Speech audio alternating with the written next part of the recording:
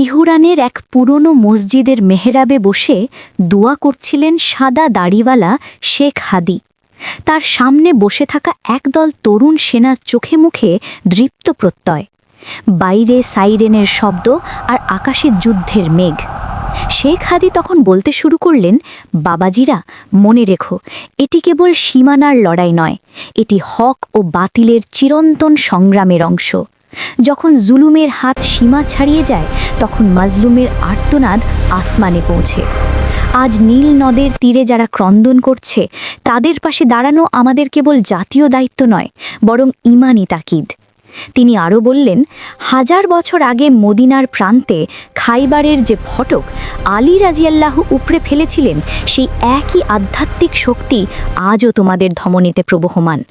মনে রাখবে, আধুনিক ক্ষেপণাস্ত্র বা ড্রোন কেবল মাধ্যম, আসল বিজয় আসে আল্লাহর মদদে। যখন তোমরা সত্যের পক্ষে দাঁড়াবে, তখন পুরো আসমান তোমাদের সাথে থাকবে।